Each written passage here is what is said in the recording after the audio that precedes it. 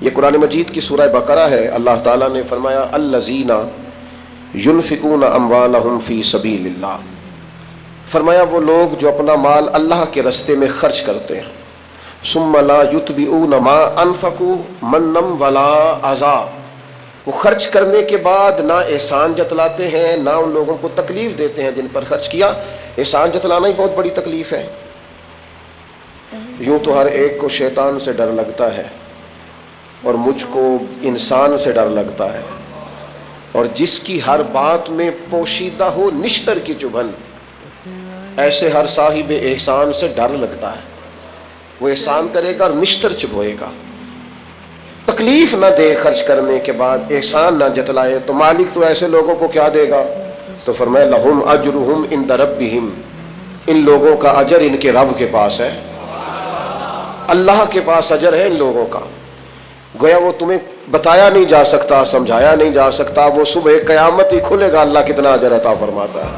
قرآن مجید نے بیان کیا 10 گنا بھی اور 700 گنا بھی، جتنی نیت اچھی اتنا اجر زیادہ بیان کیا مختلف جگہوں پہ قرآن پاک میں، احادیث مبارکہ میں، لیکن اس آیت میں فرمایا لہم اجرہم عند ربہم، ان کا اجر ان کے رب کے پاس ہے۔ ایک اجر بتا دیا یہاں، کون سا؟ فرمایا ولا خوف علیہم ولا ہم یحزنون، یہ جو بغیر احسان جتلائے اور بغیر تکلیف دیے خرچ کرتے ہیں نا، انہیں نہ کوئی خوف ہوگا اور نہ یہ کبھی غمگین ہوں گے۔ ان کے دل سے، ذہن سے اللہ تعالیٰ خوف کو، حزن کو، غم کو لے جائے گا۔ او یارو مجھے بتاؤ تو صحیح، دنیا میں جو بندہ ٹینشن سے آزاد ہو جائے، خوف اور غم اور حزن ہی نکل جائے، اس سے بڑی کوئی سعادت ہے؟ تو قرآن مجید فرماتا ہے کہ یہ اس بندے کو حاصل ہوگا جو رب کے راستے میں خرچ کرے، نہ پھر احسان جتلائے اور نہ تکلیف دے۔ لا خوف علیہم ولا ہم یحزنون، نہ کوئی خوف ہوگا نہ یہ لوگ غمگین ہوں گے۔ 1000 دینار سونے کے سکے، اچھا دور تھا قحط کا، لوگوں کے حالات خراب تھے، جنگ کے لیے روانہ ہونا تھا تبوک کے لیے لوگوں نے۔ اللہ کے محبوب علیہ السلام نے اعلان فرمایا کہ بھائی تعاون کرو، سب لوگ مجاہدین کو لے کے جانا ہے۔ بہت بڑی رقم حضرت عبد الرحمن ابن عوف نے بھی دی، 1000 دینار سیدنا عثمان غنی نے لا کے محبوب کی جھولی میں ڈال دیے۔ حضور نہ ان پیسوں میں انگلیاں پھیرتے، اور جو لفظ ہیں صحیح حدیث میں وہ بڑے انوکھے ہیں۔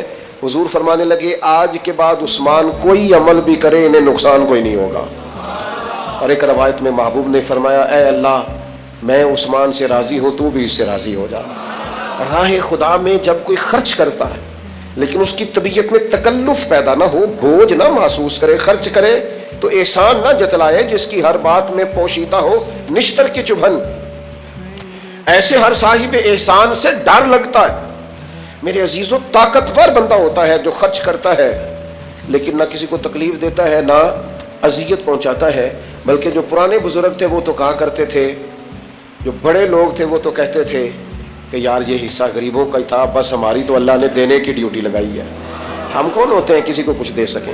حضرت عثمان غنی رضی اللہ تعالیٰ عنہ کو اللہ تعالیٰ نے مالی طور پر بڑی وسعت عطا کی، لیکن جتنی اللہ نے مالی وسعت دی نا، اس سے بڑا اللہ نے دل بھی عطا فرمایا۔ کچھ لوگوں کے پاس تجوری بڑی ہوتی ہے، دل بڑا چھوٹا ہوتا ہے، ان کے پاس بینک بیلنس بڑا ہوتا ہے پر ذہن بڑا چھوٹا ہوتا ہے، بڑی باتیں بڑے لوگ کرتے ہیں اور بڑا اس پر لوگ تبصرہ کرتے ہیں۔ میں نے ایک سادہ سے بابا جی کی بات سنی تو وہ کہنے لگے پیسے اللہ سب کو دیتا ہے لیکن قبول کسی کسی کے کرتا ہے، ایسا نہیں کہ فلانا خرچ نہیں کر رہا، اس کے قبول نہیں کیے جا رہے۔ وَمِمَّا رَزَقْنَاهُمْ يُنْفِقُونَ، اللہ کہتا ہے تو نے کو اپنی طرف سے نہیں دینا، اس میں سے خرچ کر جو میں نے تجھے عطا فرمایا ہے۔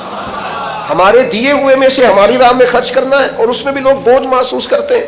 میں نے دیکھا ہے چہرہ ہی بدل جاتا ہے، رخ ہی بدل جاتا ہے، انداز ہی بدل جاتا ہے، آپ جان مانگے تو حاضر ہے۔ صحیح کہہ رہا ہوں آپ سے، کھانے آپ کو کھلائے جائیں گے، دعوتیں کھلائی جائیں گی۔ یہ لوگوں کا خیال ہوتا ہے فلانے بندے پہ لوگ بڑا مال نچھاور کرتے ہیں، یہ تے راہ پہ آ جانی ہے یا واہ پہ آ جانی ہے، یہ تو پتہ چلتا ہے جب میدان لگتا ہے، ساری خوش فہمیاں فٹافٹ دور ہو جاتی ہیں۔ آپ کسی بندے سے سارا کچھ طلب کریں، اس کا ٹائم مانگے، خدمت مانگے، وہ ہر چیز دینے کو تیار ہے۔ جس دن آپ نے کہا نا پائیا 50 گزار دی لوڑ سی، طبیعت ہی خراب ہو جاتی ہے۔ تو یہ کسی کسی کو توفیق ہوتی ہے کہ جس کی گنجائش بھی بڑی ہو اور ساتھ اس کا دل بھی بڑا ہو.